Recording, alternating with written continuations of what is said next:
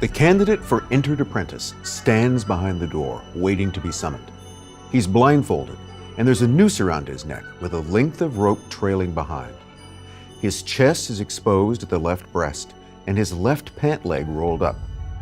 The doorkeeper raps 3 times and announces that the candidate desires to enter and obtain the privileges of Freemasonry. With that, the candidate is escorted into the lodge by the inner guard. The guard holds the tip of a dagger against the candidate's bare chest and asks if he feels anything. Next, the candidate kneels before the head of the lodge, the worshipful master, and they engage in a ritual question and answer. He's led by the rope or cable tow to an altar with a Bible or other holy book. Standing with his heels together to form a square, the candidate now kneels. He places his right hand on the Bible and with his left presses the point of a compass against his chest. He swears to forever conceal and never reveal any of the secret arts, parts, or points of the hidden mysteries of Freemasonry. If he breaks that promise, he binds himself to having my throat cut across, my tongue torn out, my body buried in the sands of the sea at low tide. The assembled brothers rise and give the sign of the entered apprentice, right hand held palm down beneath the chin, with the elbows straight out. The master asks the candidate what he seeks. He replies, "The light." The master strikes his gavel and the hood is removed. Now the candidate is shown 3 sacred objects, the holy book, the square, and the compass. The master reminds him that he faces terrible retribution should he ever betray the organization's secrets. Next comes instruction in the secret hand sign or grip and the secret word, Boaz. The candidate receives his Masonic badge and the symbolic tools, a gavel and a ruler.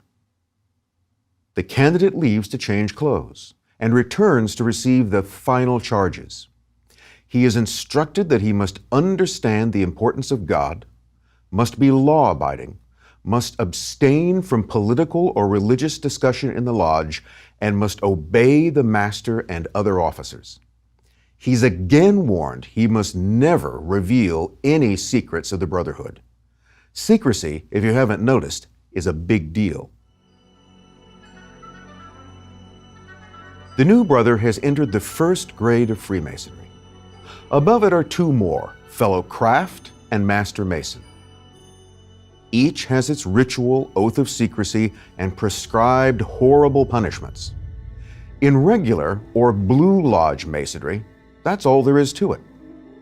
But let's take a closer look at the Brotherhood. Arguably the most successful secret society in history.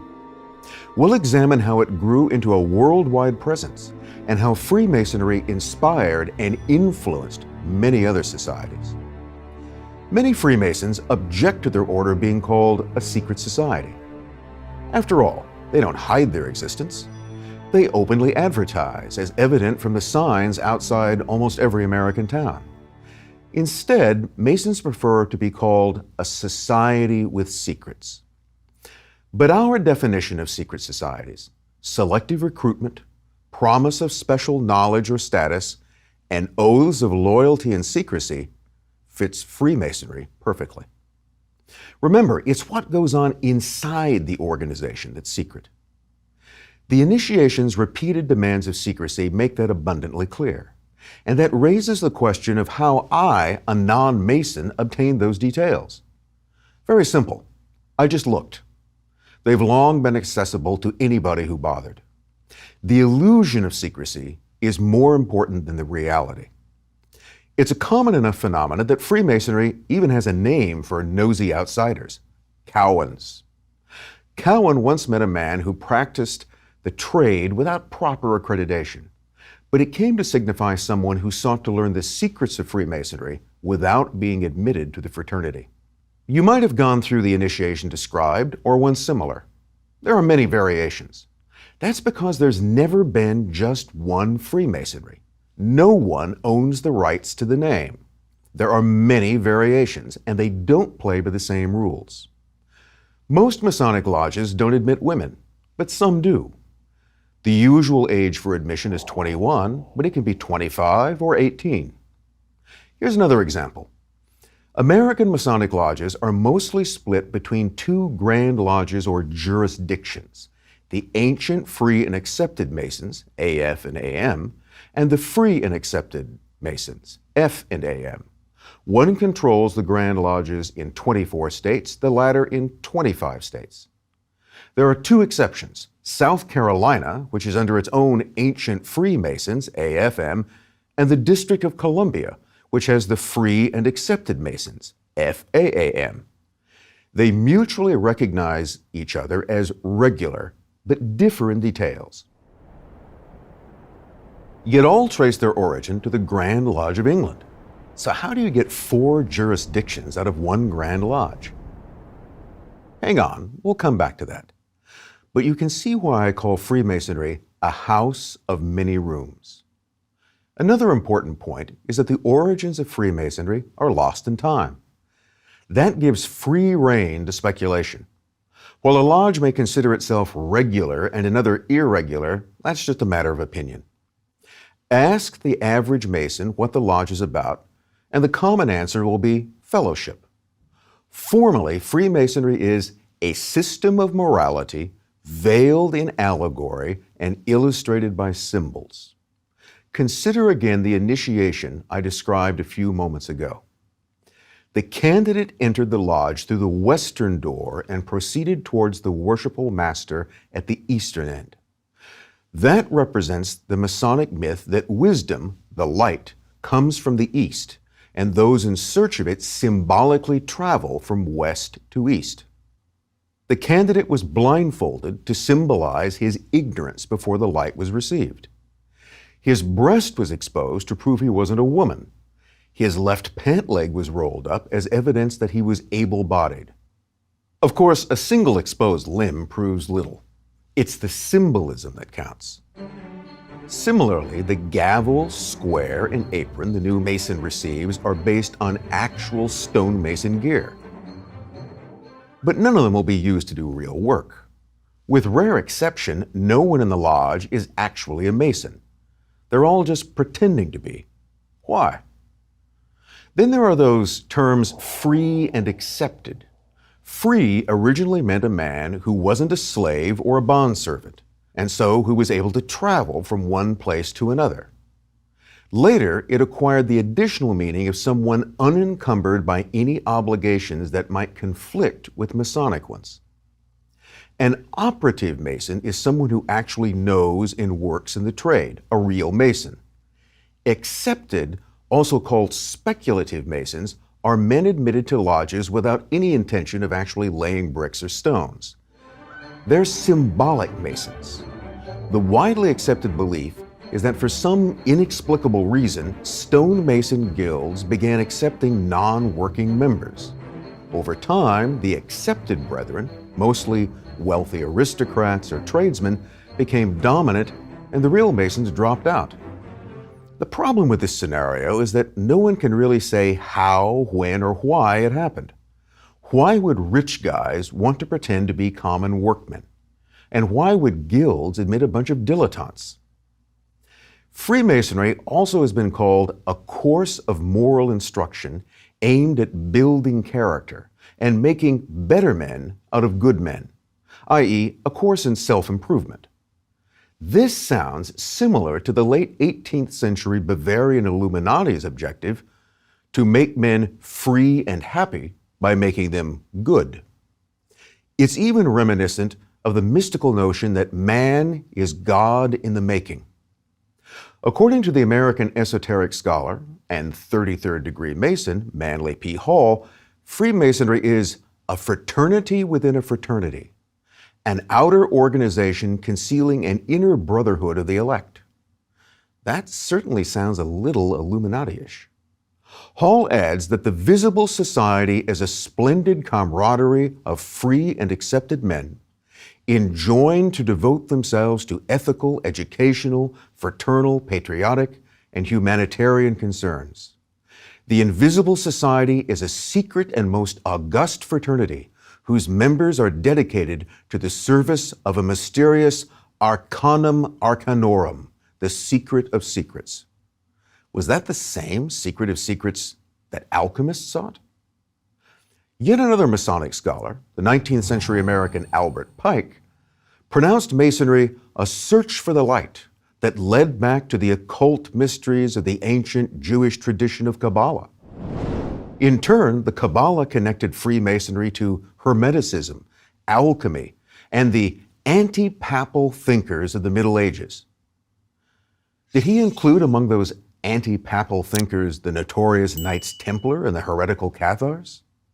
Pike argued that all divine intelligences, gods, angels, and the like, were divided into two principles of good and evil, light and darkness. To Pike, Freemasonry was the successor or revival of the ancient mystery cults. But he viewed regular Blue Lodge Freemasonry as merely the entrance to the temple. Pike's esoteric ideas weren't intended for ordinary Masons. Most brethren are probably unaware of them. Indeed, nothing in his book, Morals and Dogma, was sacramental or obligatory. It was merely Pike's learned opinion. Still, as commander of the Supreme Council of the Masonic Scottish Rite, Pike wasn't without influence. The mention of the Scottish Rite raises the sticky matter of Masonic higher degrees. No Mason is required to go any further than Freemasonry's 3 craft or blue degrees: entered apprentice, fellow craft, and master. Higher degrees are bestowed by so-called rites. They're mostly regarded as purely honorary or ornamental.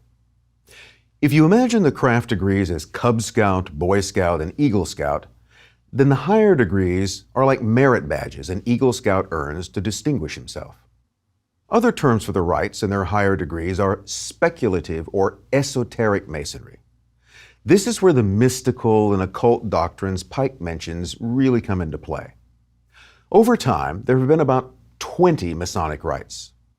The best known are the Scottish Rite and the York Rite. Others include the Egyptian rites of Memphis and Mizraim. There are or were French, Mexican, and Swedenborgian rites. Among the things they have in common is that they're open only to master, that is, third-degree Masons. But the rites aren't under any authority or any Grand Lodge. Thus, the higher rites can pretty much do and believe whatever they want. The number of additional degrees offered by the rites varies widely. The Scottish Rite, for example, goes up to 33 degrees. Oddly, the Scottish Rite has no documentable link to Scotland. Its origins actually trace back to France. It also had close, if hard to pin down, connections to the so-called Rite of Strict Observance, and from that to the Rosicrucians. The York Rite is really a combination of 3 separate Masonic bodies: Royal Archmasonry, Cryptic Masons, and the Commandery of the Knights Templar. The Memphis and Mizraim Rite outdid all others by awarding a whopping 99 degrees.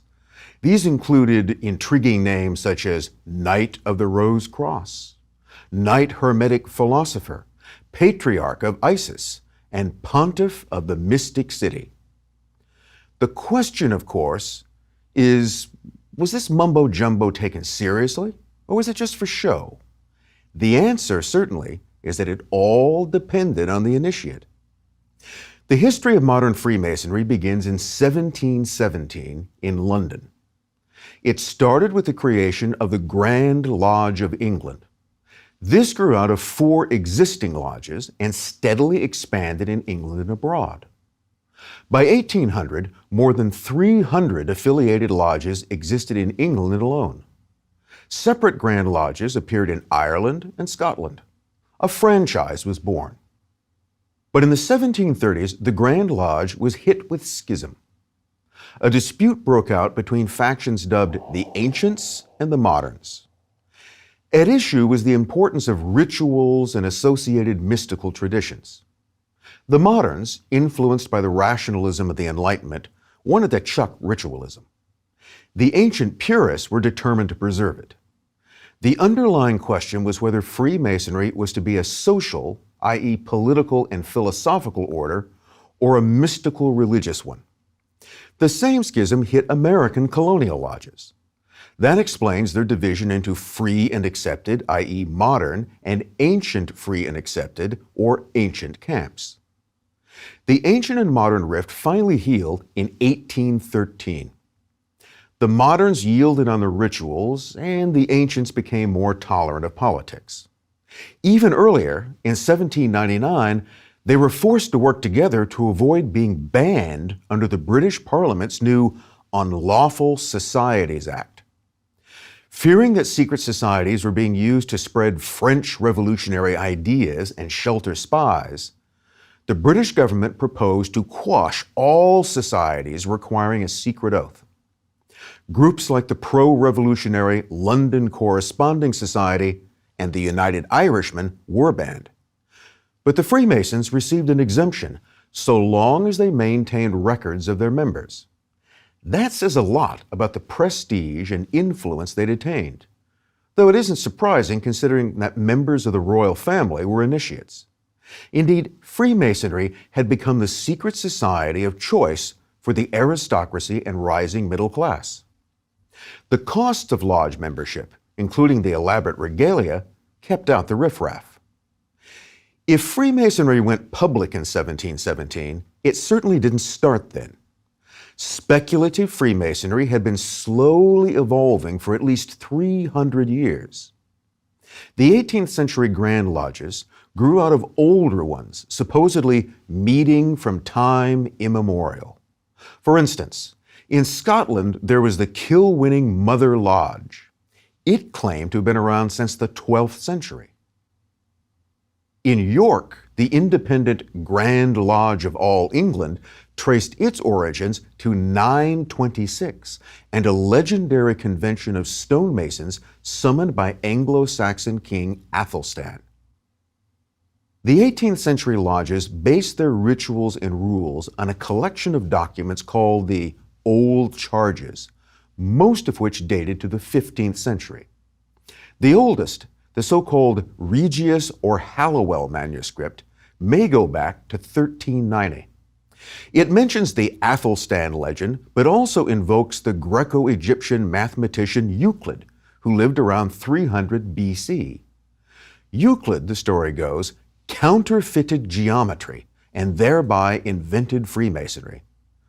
Of course, how or why Euclid did that, or what counterfeit geometry was, is left a mystery. One of the earliest known Masonic documents is the Cook manuscript from 1450. It also mentions Euclid, but brings in King Solomon and pushes things all the way back to Adam. The Dowland manuscript from the mid-1500s elaborates the connection to Solomon's temple and its legendary master mason, Hiram Abiff. Abiff's death at the hands of 3 unworthy apprentices became a centerpiece in Masonic mythology. Clearly, no one had any real idea when and how Freemasonry began. The blank canvas made it possible to paint in almost anything. So why not the Knights Templars of the Crusades era? While a Freemason-Templar connection became widely accepted, there's no documentation to back it up. The possible exception is the 15th century Kirkwall scroll from Scotland. It's an illustrated tapestry in which some claim to see Templar and Gnostic symbols. Well, maybe. Or maybe it's a later forgery. But lack of evidence didn't stop American Masons. In 1919, they named their youth auxiliary the De Malays in honor of Jacques de Molay, the last Templar Grand Master, who was burned at the stake in 1314. The historian John Robinson argues for a genuine link between Templars and Freemasons in his 1989 book, Born in Blood. Robinson focuses on the 1381 Peasants' Revolt in England. Robinson believes a shadowy Great Society behind the revolt was a conspiracy hatched by clandestine Templars aimed at revenge against church and crown. Robinson's evidence is intriguing, but ultimately thin. he does raise some interesting points. For instance, while we picture medieval Mason guilds as a kind of trade union, they were really no such thing. Really, they were employer associations run by master masons who treated their lesser brethren as common laborers and indentured servants.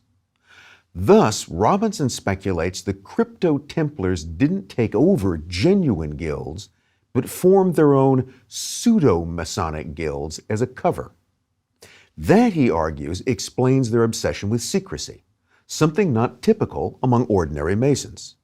Interestingly, the Knights Templar had their own internal sect of Brother Masons, i.e., an internal Masonic guild. Since most of the Templar organizations survived the suppression unscathed, presumably the Brother Masons did as well. There are other examples of political conspiracy disguised as labor association. One is the revolutionary Carbonari, or charcoal burners, of early 19th century Italy and France. There were charcoal burner brotherhoods, but the Carbonari, many of them Freemasons, co-opted the name and terminology as a cover for their revolutionary conspiracies. Among other things, it gave you a plausible reason to be meeting in the woods at night. Still, the Freemason-Templar connection remains mostly conjecture.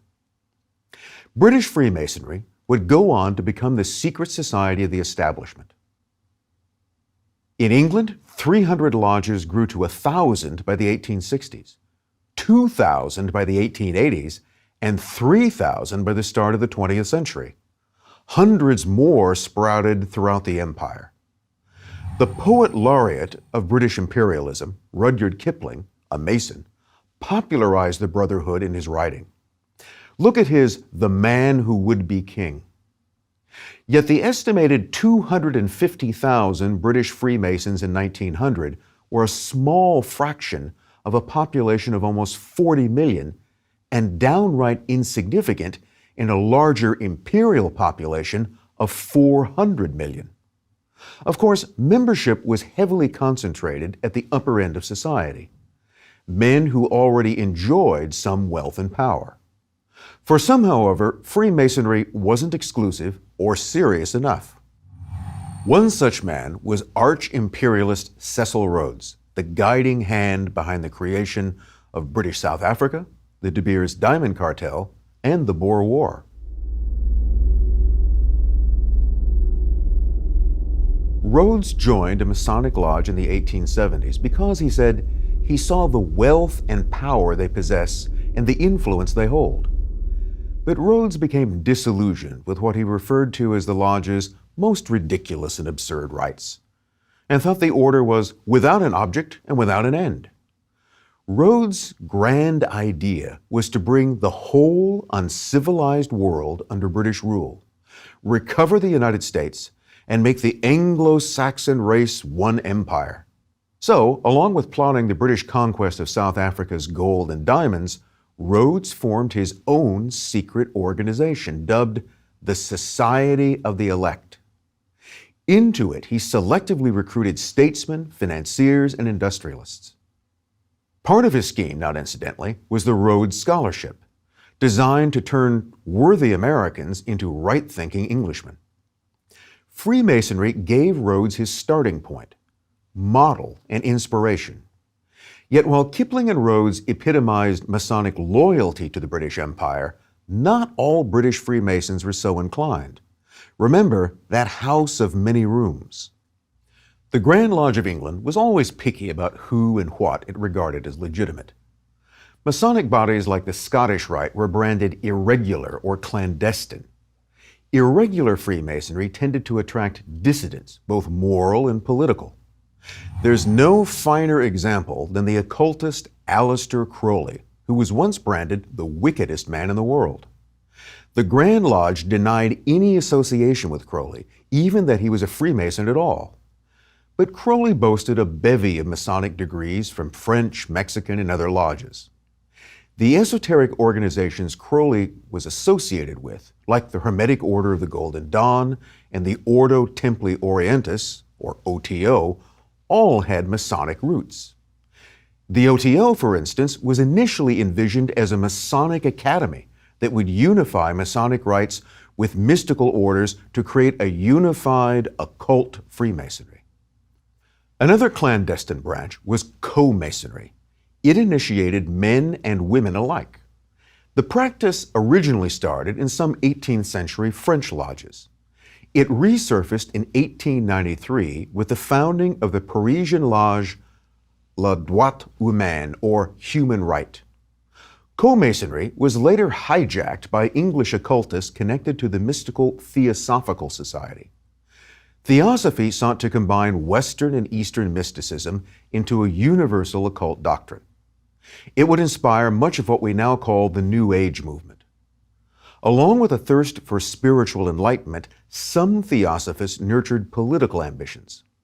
One of these was the English woman Annie Besant, who was largely responsible for turning co-Masonry into an appendage of Theosophy. Besant's politics were definitely radical. She was a socialist, a militant proponent of Indian nationalism, and later flirted with communism. Her Freemasonry definitely wasn't the same as Rudyard Kipling's. While politics was officially forbidden within the lodge, it was practically impossible to keep out. Masonic lodges, remember, were selective. A single dissenting vote could blackball a candidate.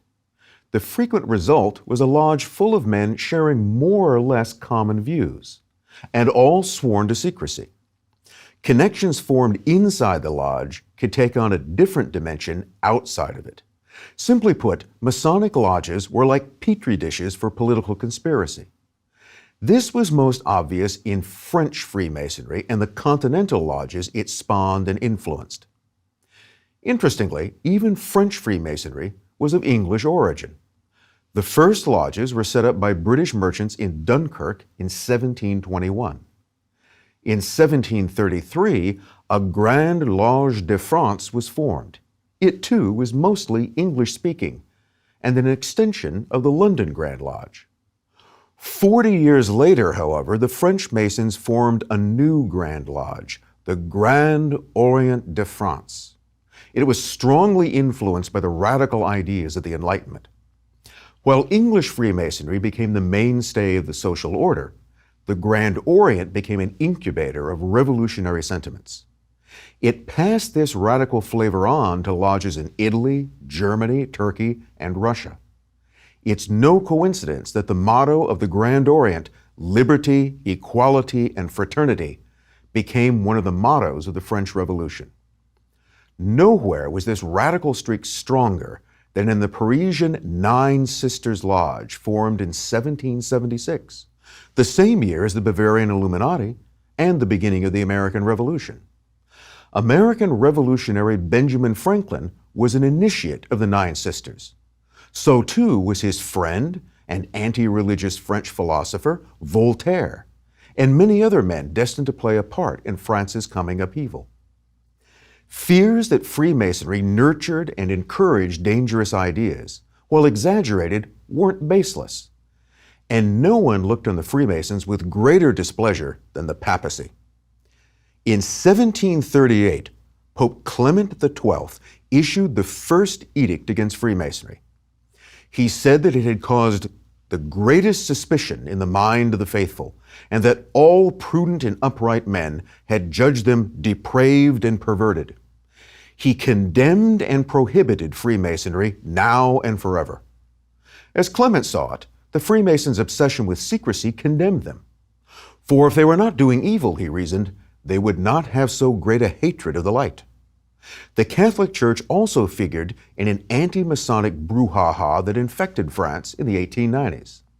This was the so-called Taxil hoax. A journalist, ex-Freemason, and sometimes pornographer named Joseph Jogan Paget decided to exploit public anxiety over Freemasonry and Satanism by combining the two.